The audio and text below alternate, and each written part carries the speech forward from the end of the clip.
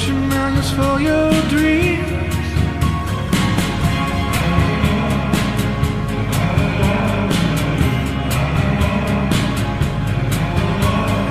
This is where you stop and rewind. This is where our dreams are alive. Streaming through your heart that was mine. Living in my world that was yours. When was like Mozart like a thing? Do you know off the top of your head? I don't know. Wasn't it like the 1700s? It was more than like 150 years ago, Yeah. so that probably sounds right. But with, I guess you compare the Beatles. Obviously, they haven't been around for like that long, but the way that things are trending with them, they're going to be looked at just like what, let's say 150 years from now. There's a good chance that people still might be like bumping the Beatles, just like maybe not to the same like scale as they are now, of course, but just like a Mozart, like maybe people will still be listening to that.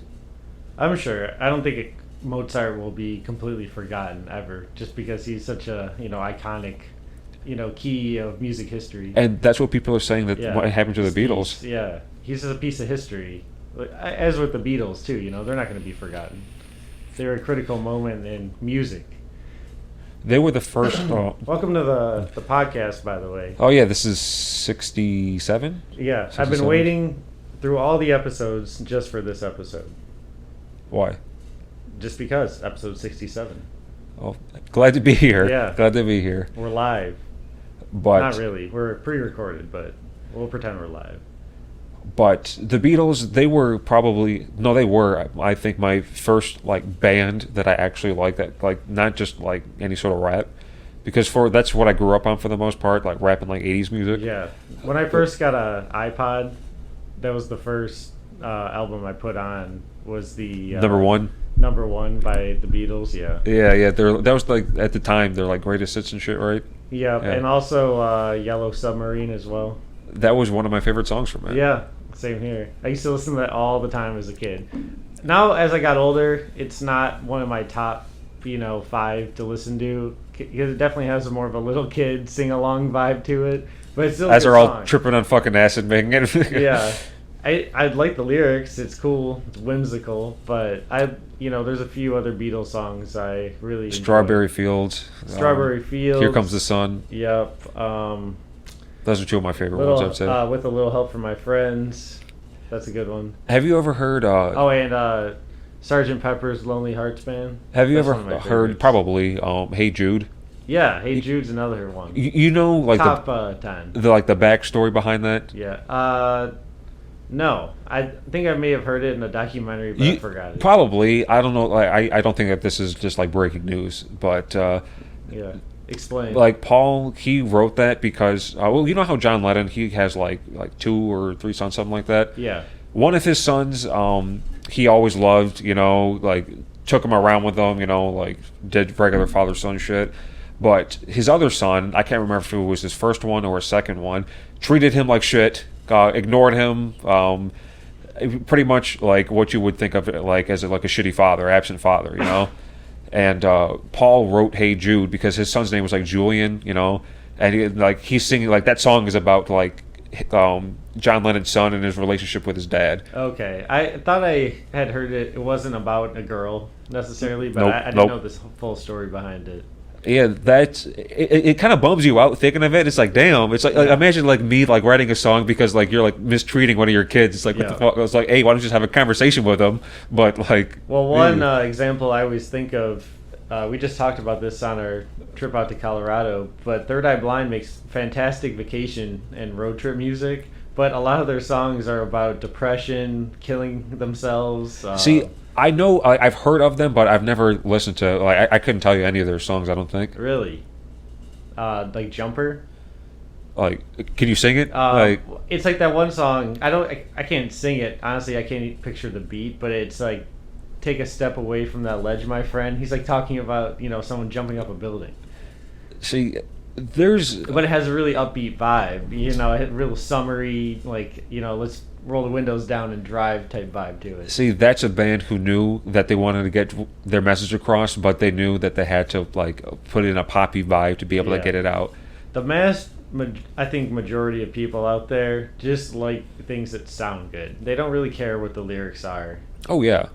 They may sing along to catchy parts of the song, but I don't think it really has to have too much meaning behind it. There's a lot of artists who make the beat first or the melody, and they kind of just like hum along and go blah blah blah blah blah blah, and eventually just like fill in words that sound good right there. Because That's a known thing. I think that no matter what, while obviously humans have a deep appreciation for people's like vocal performances, vocal sounds, Yeah. but I think that at a deep human level, we'll still always like sounds like made from like a drum or just a non-organic human sound in a musical sense more than like someone singing. Definitely. When you go to a street fair or any sort of football game and you hear Beat those on battle the drums, fucking what are those, the like paint buckets and shit? Yeah, But that sounds great, like exactly. It almost feels tribal. You get energy listening to that.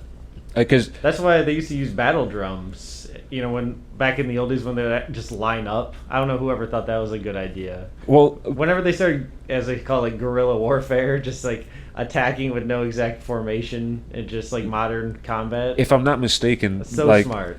Why back would you in stand there? back in World War One, Yeah, exactly. a lot of the like what countries were the ones that would still fight like that at the beginning of the war, so they just got like fucked up. Like they were I think all the British.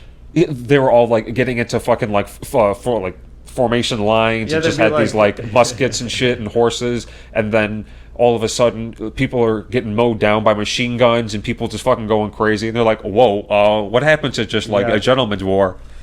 I think that happened probably in the Revolution. When America was seceding from Britain, because all the British soldiers would line up and be like, men form a line, and then people just come out of the tree line and just shoot at them. They didn't care. There was no formal command. They were basically outlaws who had split away from their original country. Even back in like the Revolutionary War, on both sides we were lining up like that. That's just how people fought war back then. Yeah. But it stopped around World War One. Well, I know who definitely did not follow that rule were the Native Americans. Well, 'Cause- they had their own fucking system. They would like flank Yeah. people on their horses with arrows and surround them and shit. Exactly. They had a more advanced system, though, is what I was getting at. They wouldn't just stand there. They would, circle and, like you're saying, with horses and shoot things as people were actually charging up the front to distract them. Eventually, they got a hold of more like guns and gunpowder and shit, but they were still just as deadly, if not like more, with their own like bows and arrows and shit. Yeah. Plus, that's just so much more badass if you think about it. Fuck, dude, that'd be terrifying if you It's just silent, like, just heard arrows. people like yelping and then just getting shot with an arrow, Yeah. It's or lot like a spookier in way. tomahawk just thrown at you. It's weird to think that because guns are loud and startle you, obviously, but just the thought of silent arrows just flying in, you don't know from exactly where people are getting stuck with them. That would be terrifying. I would rather get shot than like stabbed with a fucking like tomahawk or like an arrow shot through me. Yeah, assuming it's a... I mean, I would rather neither, but Yeah. I don't know why. I've always felt like that. Assuming it's a non-vital spot, I always would rather, thought of a non-ridiculous size, like, bullet hitting me than, like, a big knife. I don't know, like, or an arrow. Just the 'Cause- thought of, like, arrow and all that ripping and... depending on like the bullets and shit, of course. Right, depending if it's a like- kind that spreads out, too, and Like- if it's a straight through. But beside, like, if it's just like a straight through bullet or something like that, like a 22, isn't like a small one, right? Yeah. So like, Definitely can still kill you by Oh, the way. yeah, of There's course, yeah. idiots out there who seem to think they're like a BB gun. no, like they can still kill you. Yeah, So definitely. I would rather get shot by that than stabbed any day because like being stabbed causes so much more damage. Yeah, plus you can get stabbed like 4 times just in 3 seconds. Please, no one test this out on us. I would Yeah. appreciate or that. any other human. Or yeah. Like, if you want, go get one of those zombie dummies you can buy online that bleeds green blood. Just take Get- it out in your backyard, shoot it with a bow and arrow. There get you out go. your aggression. Yeah. Make peace with the world. Whatever you got to do. Have you ever watch a video of those things, they have basically zombie targets that green ooze comes out of as you shoot them. Do they have the same like texture as those things you would see on They're like made Ghost, out of not Ghostbusters, Mythbusters, when they would like blow shit up, or the you remember that one? Yeah, ballistic gel. So it's sort of like a really hard piece of jello that bullets get stuck into and sometimes go through if it's a thin part. But yeah, I think they have different kinds. You can get like fake terrorists and zombies, aliens. Do you remember ever watching that one show on, I think it was the History Channel? They would like pit two like warriors from different time periods and I still see love that. What was that show called? I don't remember. But there was ones with like KGB Ultimate agents. Warrior or something. Isn't that like Ultimate Ninja Warrior thing? It had a similar name, because it was basically like trying to find out who was the ultimate, fighter of all time from like all these different special forces, samurais, and like a crusader. Like I love when they would go really weird on the combinations, because they would have to go through all the matchups. Eventually, would be like Navy SEALs versus samurai. Yeah, eventually they would start having to just making shit up. Yeah. It's like, oh yeah, Jedi versus a fucking stormtrooper. It's like these aren't even real. Right, everything's situational too. They'd be like, well, this guy would step to the left and he would get his shield hit away, and then he would get stabbed through this opening in the armor here. It's like when people are yelling and running, slipping in the mud, like who knows how it actually play out? Didn't they say like we ran this simulation 30 times? I know. You should think like who wrote the code for this? Like what exactly are the parameters of this? Like are they having 3D soldiers fight out? Is it just an algorithm that gives them a percentage? At the end of the day, though, I can't. It's just bullshit, and they made video editing to show like percentages and things. I can't lie. It was super fucking entertaining. I mean, but I'm pretty sure it's like pro wrestling. People have dug deep in that and then like called out a bunch of bullshit, which I would probably imagine. There was a lot of good information in there. Oh, yeah. You'd learn about weapons you had never heard of or never heard the name of at least. Mm-hmm. Like those sticks with a blade at the end that they used to use. Like a spear? Like a spear, but not the kind you throw. Like the kind with basically... They kind of like wisp around at people? Yeah, like a mini sword attached at the end that you sort of spin around. I forgot the name. I couldn't tell you what it is. Oh, yeah. But just you see cool weapons like that. So do you want to talk about the tariffs or whatever you want to talk about? How do we get into cars? We're talking about how, say, if you buy a Ford, it's not necessarily made in the U.S. at all. Right. It's most likely made in Mexico, Canada, or maybe overseas in like the U.K. Yep. Depending on the model. And there are massive factories that actually employ a ton of people. They probably basically run multiple towns for Honda and Toyota. Actually, I don't know about Honda. I just made it up. I know Toyota and Hyundai have massive factories in the South. But that's not necessarily the only location. Getting to the point, car companies and a lot of other manufacturers of goods make things everywhere. So when you see like tariffs come into play, like we got to buy all American. A lot of times it ends up hurting the U.S. companies that they're trying to benefit in the first place. But how do we even get into that? You had a different topic. I don't know. You had mentioned tariffs. I guess like tariffs. I didn't really know what they were until just like recently because they haven't been in the news as much. That in like school. I did, but it's just like pretty much everything else in like early high school and went in one ear and out the other. Yeah. I thought of the Boston Tea Party. Oh yeah, because they were trying to put tariffs on the tea, and that's what pissed everyone off. Exactly. Well, they were putting taxes. Yeah, taxes. Which I mean that's what a tariff is. Yeah, a tariff is a tax. Yeah, tax on imported goods. See, back when there the U.S. citizens did not get taxed as much. Tariffs were more in play then because the U.S. government was able to say, we won't tax you, but we will have tariffs on shit every once in a while. So that'll be a form of tax. Okay. And that was all good for everyone. But then we started raising taxes, but tariffs went down for a while. We didn't talk about them, but now they're coming up again more so in the news recently. Even though we have still been doing it, it's been coming up in the news recently, and that's basically what's happening now versus in the past is we're double taxing citizens, because we have our regular taxes, which they didn't have. They still had them, but not as bad back then. Right. But now we also have all these new tariffs to deal with, so we're getting taxed twice on like everything.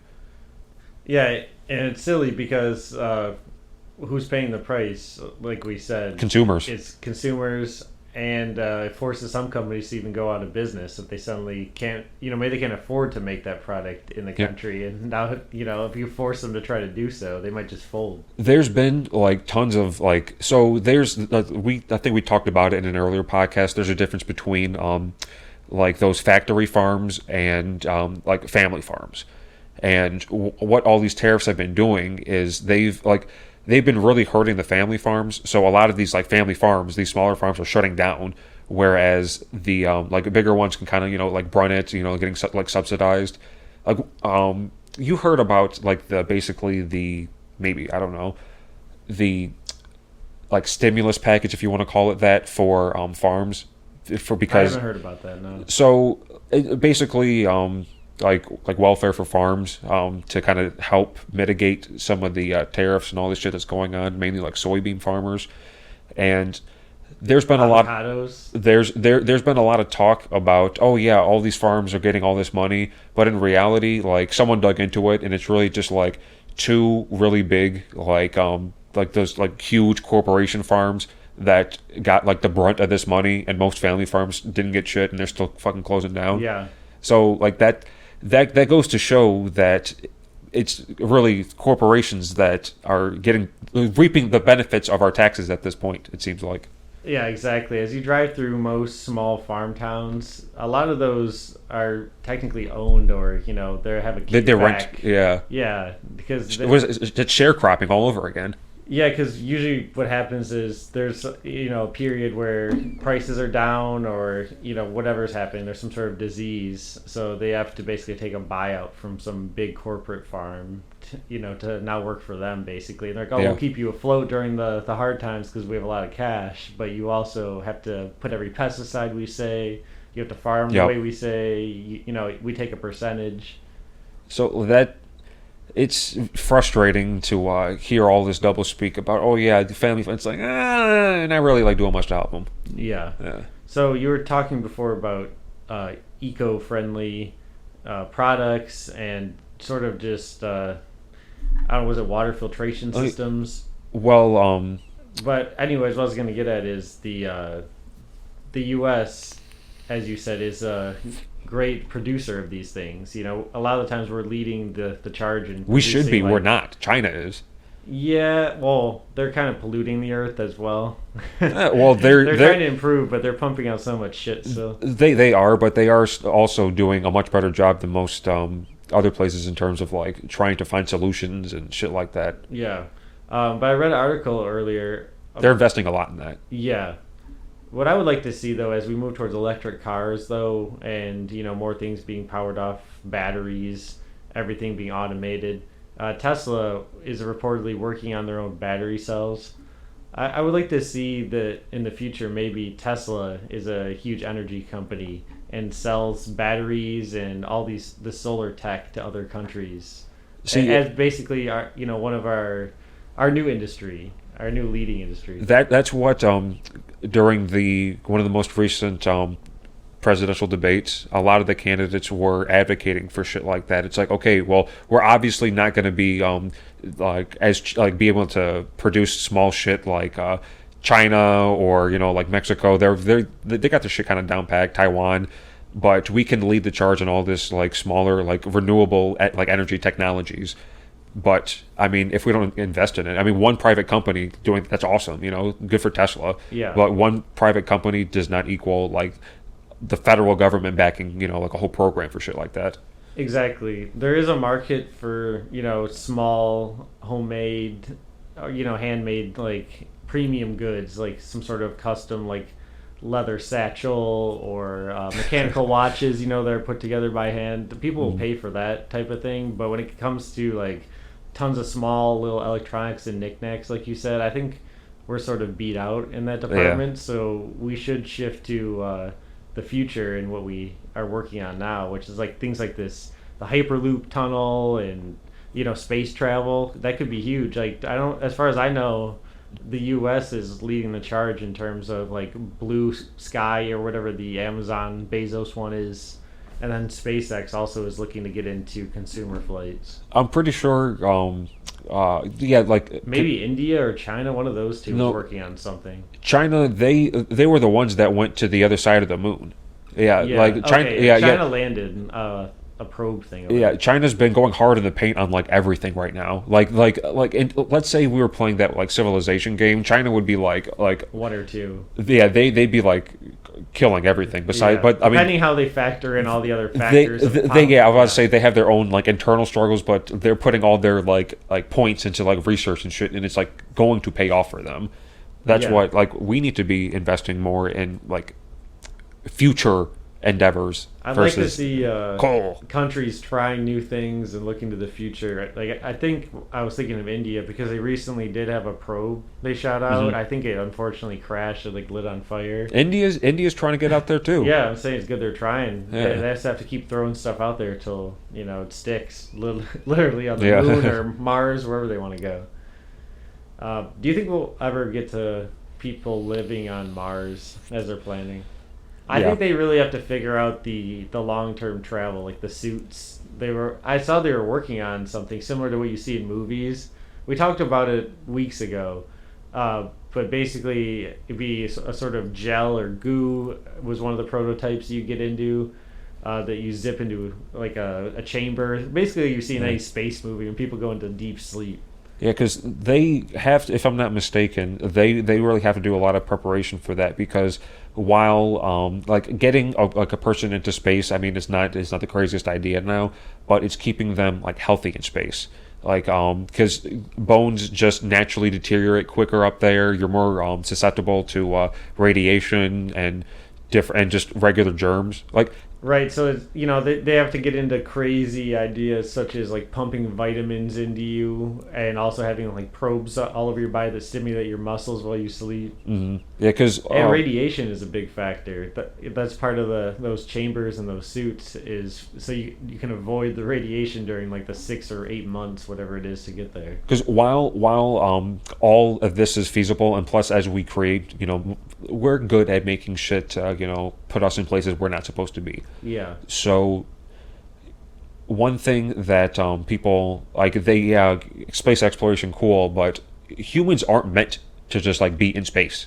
No. But- I have a thought. I hope it's not the case. I hope they at least survive there. But I think anyone who actually goes to Mars, especially on the first few trips, they have to know they're not coming back. Oh no, they say that because it's Okay. like they have. We're nowhere near the fuel tech to be able to actually have some sort of fuel waiting for them to fly back. No, what is going to happen first is we're going to have a moon base, and then that'll be A jump spot. a much easier launching point to get to Mars than from Earth to Mars. Dude, that's going to be in 100 years. People are going to be on their apps and be like, dude, is there any direct flights to Mars? I'm like, no, damn it. There's a 3-day layover on the moon. Dude, I That's hope gonna be the yeah. future. Yeah, that If we continue in our effort, because they definitely can figure it out. There's a lot of smart, people working in space, tech, everything involved in this. I feel like Fuel tech. one thing, and I don't know the science behind this, and I don't know if it would cause any issues over there or what have you, but one thing that could really help out, and I think this would be like a beneficial for like a company, let's say, who does a lot of damage to the planet by trying to get natural resources out of the planet. So let's say that they could get those same resources on the moon. They could be, like, probably to a point, a lot less environmentally conscious and friendly over there. So what that does is it lets the company make money easier and probably a lot more, and also helps out the planet because they're no longer polluting over here. Right. That's one industry that I think they're really trying to get into soon is finding some way to harvest resources from asteroids. Yeah. Oh yeah. There's Right, a lot of that- precious metals in those. Yeah, I think they're really trying to figure out the tech on how to do that and actually land back on Earth with these materials. Because if they can start, Like fucking Armageddon. yeah, if they can start drilling things out of these asteroids, suddenly a lot of materials are going to change in price because their rarity is going to be all fucked up. Things that were hard to find, there might be an abundance of. And other things that used to be the high price items might be cheap. Right. Just like well, kind of like diamonds, because I guess diamonds, like, they're pretty abundant, but there's just like one monopoly company like diamonds are controlling, like, It's a made up industry. Obviously, there are industrial uses like diamond tips and drills, right. but all the fancy polished diamonds for jewelry. I mean, obviously, shiny things are nice, but the prices are completely made up. Yeah, it's all bullshit. Yeah, it's all just based on like how far they can push the limits. It's one of those things, like, the people set the fucking mark. Well, I mean, like, the one company who, like, lets it go sets it, but, like, what people are willing to pay for, people are still willing to pay a lot for. Right. Over time, they just keep charging more and more. They say it's the economy or the rare, whatever they say. Oh, this is a rare diamond that some dude pulled out of his asshole in fucking Africa. Yeah, that's one thing. If you buy any sort of diamond engagement ring, wedding ring, it's never going to be worth exactly the amount you paid for it. I think that if things go south, gold is like, I would rather have something gold than diamond. Yeah, that's true. Especially for a ring, most guys just have a band anyways. If you had real gold, it's actually worth something. It's not just a $600 like graphite ring for no reason. Watch, I show up to the podcast next week with a huge fucking grill like in Paul Wall. And you just talk with a lisp. You're spitting all over the place. I never wanted one of those. No, I don't think, like, because when I was really young, I had issues saying words. I sometimes still do. Certain like R's and S's.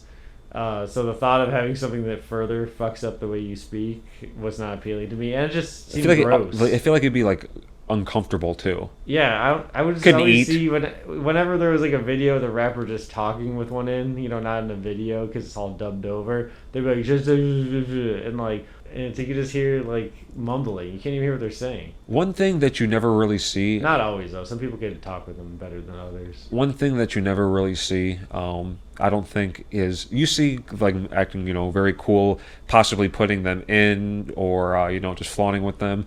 But you never see like the gross process of them trying to like take it out. I feel like it can't be like that easy. It has to be like a retainer. Like, it's just disgusting when you take it off. They're all drooling everywhere. It's like, that doesn't make for a cool rap video, I don't think.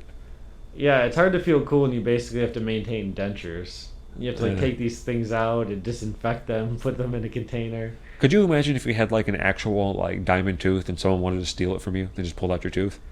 That's Danny Brown was saying on a Your Mom's House episode how that's why he got a grill, because no one can snatch your grill. He's like, they could, but he's like, but no one wants to take that shit. He's like, they'll just rip a chain off all day. He's like, but no, he's like, I'm about to like spit all over my grill if they're trying to take it out, make it really gross. Oh yeah. No, I hawk a big like loogie or some shit. Right. Then you just get stabbed for fucking like, you're an asshole. Yeah. Then you'd be laying there thinking, why did I do that? Yeah, it's like, why didn't he shoot me? Yeah. Have you ever seen The Equalizer with Denzel Washington? No. There's a scene where he basically kills this asshole dude, and don't even need to get into the details. Think of like Russian mob boss who runs like a strip club. Okay. And he basically tries to buy this girl for like $9,800 to free her from this like crazy abusive club owner. All right. And the guy, ends up getting into it, and he kills like all 5 of them, like John Wick style. And then as the guy is laying there, he's like, "You should have took the money, man." What? Because like he offered him the money at the beginning. Like he walked in there, like, I'll give you $9,000 or whatever to let me. And then he decided to fight him and try to kill him instead. Yeah, like, don't disrespect me. Like, I make more money than that off of her in like 2 weeks. But at the end, like, Denzel's just like, "You should have took the money, man. Like, was it really worth it? Like $9,000 now that he's dead." Well, in the movie, but yeah. But no, like, dude, that's why. True lesson in real life. Like, if someone's trying to steal like your iPhone, your car, your wallet, just let them just have it. Yeah, you don't know what they have. They might pull out a knife. They might be crazy and like, or on drugs, like meth heads. Like, they'll do anything. The golden like thought process on that is, no matter what, this iPhone is replaceable. These shoes are replaceable. Yeah, this you're not necklace is replaceable. replaceable. I'm not replaceable. Exactly. Like, as much as you could love your car or whatever, your phone, you have, like, some important messages on there. None of that's worth anything No. if you're Make dead. make new fucking memories with it. Take new pictures. Have new apps. Yeah, wouldn't you rather have Or a download the story- same apps. Like, I was at a red light and some crazy guy stole my car instead of just being dead. Say that one more time. I think it said instead of being dead, wouldn't it be better to just have the story? Like, even if it's unfortunate, like someone Oh, yeah. stole my car, like it's better having that. Better for as a everyone memory. involved. Better for you. Probably maybe better for him because he has a car now. Better for your family because you just got carjacked and not murdered. You just never know where someone's head is. They might be thinking, I don't want to hurt anyone. I just, I'm in a bad situation. I'm going to steal this car. They might be thinking nothing. They Yeah. might be seeing red and just like, if they see you, just like stab. It's like, you dude. don't know. Like the guy in Florida who was like a zombie, like trying to eat people Like, a few years ago from the bath salts. If you're in that position to where you need to steal a car, like fuck, dude, like you probably just have it. It's like I'm not gonna Exactly. I'm not gonna fight you. Same with, I'll fight the insurance company and shit, but I'm not gonna fight you. you definitely have a higher chance of getting struck by lightning than this. But like in a movie, if a cop ever ran up and was just like, I need your car, I'd be like, all day, take it. I wouldn't question it. What are you gonna do? Be like, no. I guess you technically have a right to, but I would let him. Actually, have it. you probably should have a right to that because I'm pretty sure that they made it illegal because you see it all the time, and especially in the past when soldiers would just commandeer people's homes Yeah. because they needed it for the war. You would see that in Russia a lot, and they don't really people like at least in the U.S. we don't do that at least anymore. I mean, I'm sure they did it in like the Civil War and probably the Revolutionary War, but I mean, there have been no like battles on like U.S. soil besides like Pearl Harbor, but Yeah, thankfully. yeah, knock on wood, yeah. Knock on this fake wood table.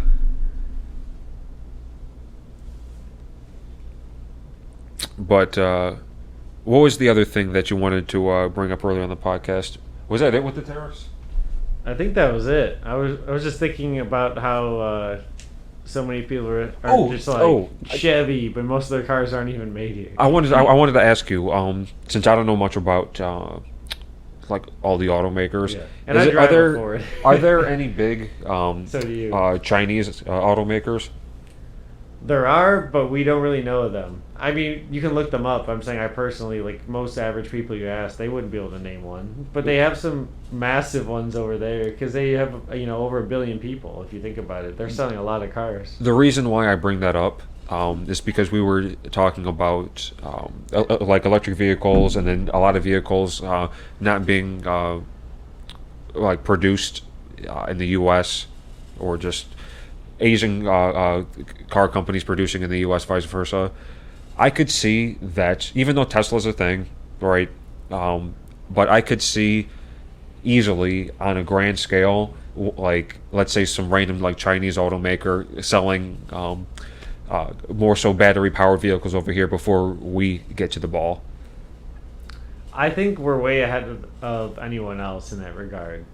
I mean, I guess there could be some secretive lab. Well, the only really like car company I hear like producing like with at least we talk about the most is Tesla.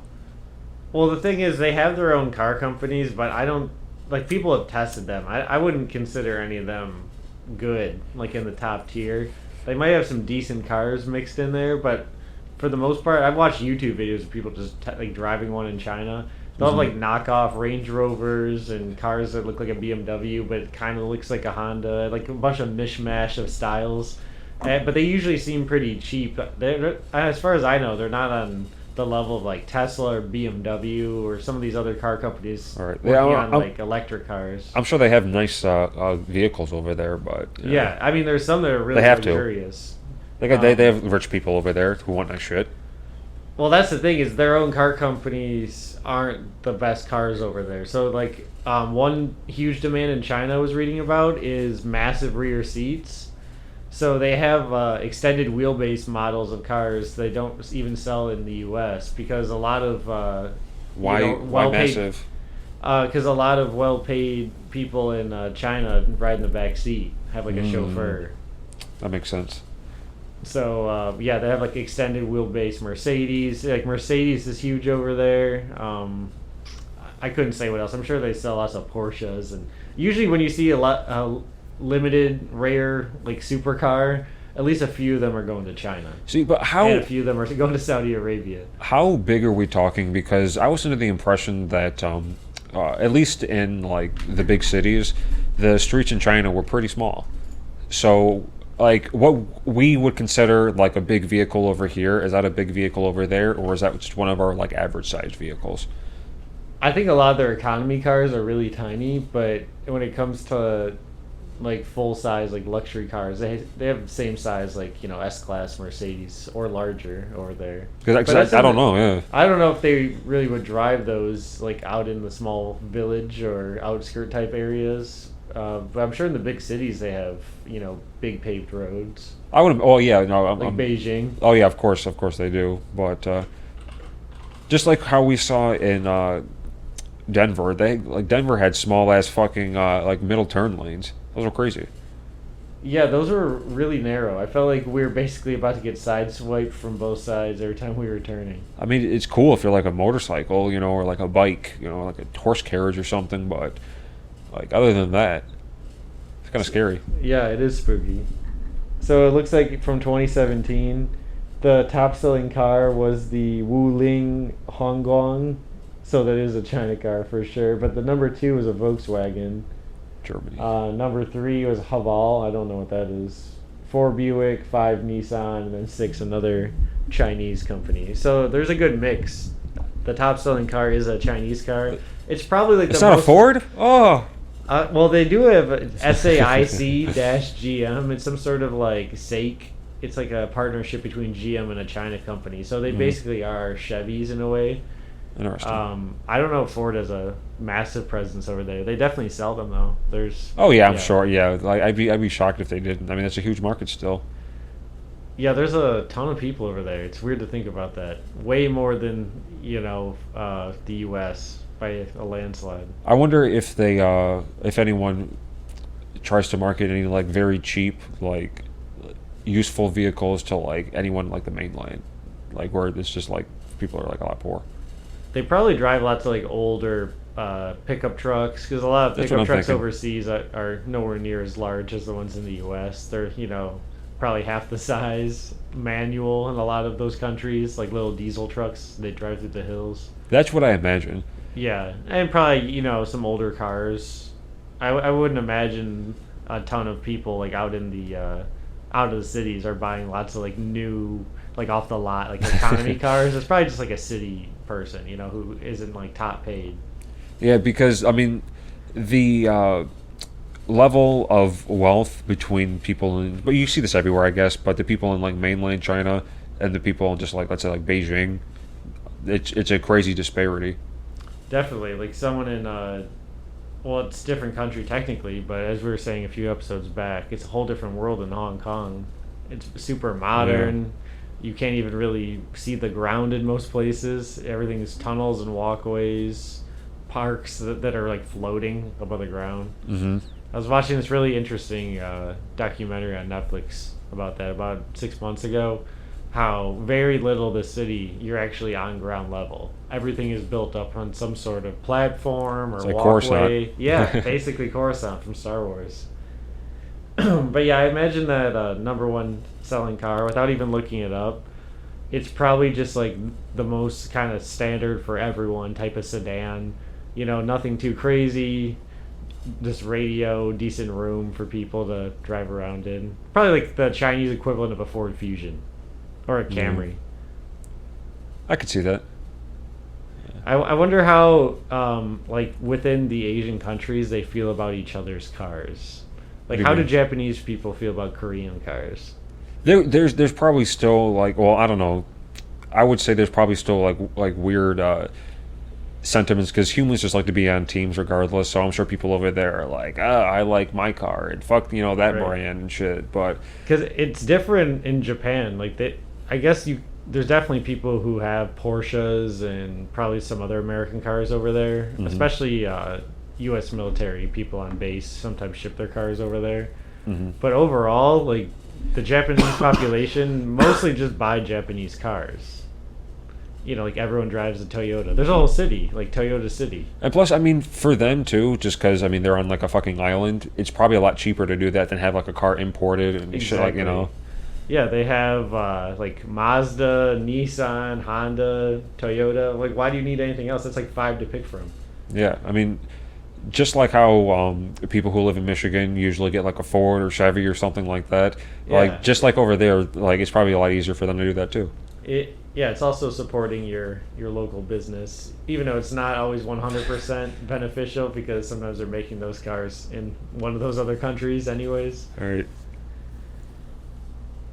Anything else? Should we wrap this up? This is the latest we've recorded a podcast in forever. Yeah, usually we do this on Thursdays, but we switched it up and did it on a Friday this time. Yeah, almost 11 p.m. Yeah. old men over here. Yeah.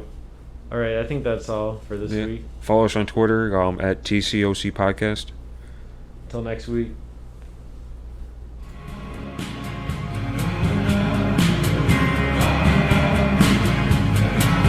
It was you all along. It was you all along.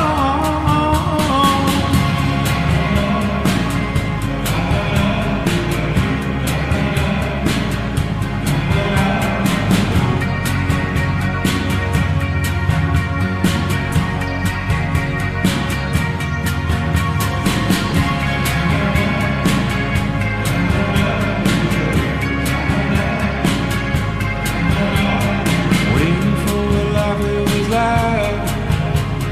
Not my own, but yours all alone. Wide awake until you're home. Black on black, the roses gold.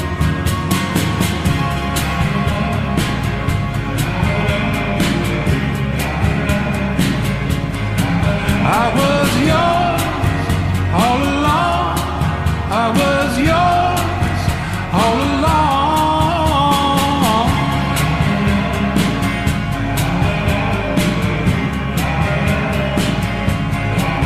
I was